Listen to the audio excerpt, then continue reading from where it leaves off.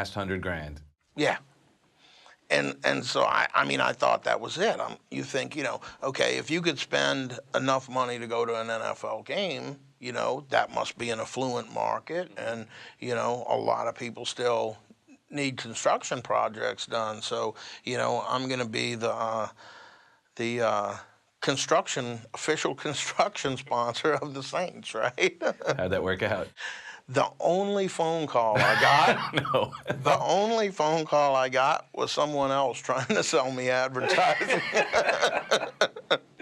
So yeah, it was, it was some very expensive lessons, and what did finally, you learn from that? What was the lesson? Well, the first thing that I learned from that is that just because someone sells advertising doesn't mean they know what they're doing.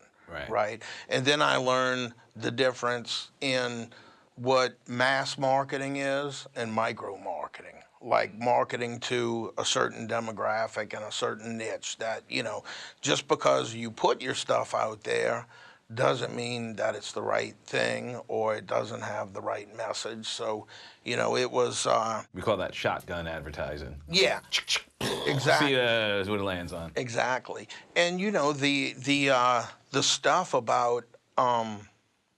the stuff was all wrong, right? So I didn't know, because I didn't know much about marketing or advertising, but like there was everything was like logos. It was like branding, right? Mm-hmm. There was no message to, really reach in and resonate. There was no story or anything with it. So like in advertising, you need two things. You have to be able to make an emotional connection, and it has to be intellectually interesting. Right. And so intellectually interesting but there was no emotional connection at all. Plus, you're competing with, if you're at the sports game, you're competing with that level of emotion. Yeah. So how do you tie it in that they remember it? Exactly. And, what I know now, it would have been, easy, instead of having logos, to have headlines and different things that address hot buttons to their needs, not to mine. It's the difference in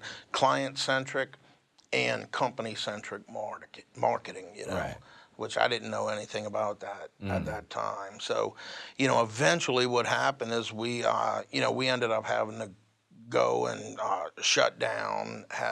I spent all of my own personal money that I'd saved up. For about a year and a half, I paid the bank $30,000 a month, interest only, just because it's going to get better, it's going to get better, it's going to get better. So, eventually I ran out of money, and I had to shut it down and give the properties back and start struggling for survival.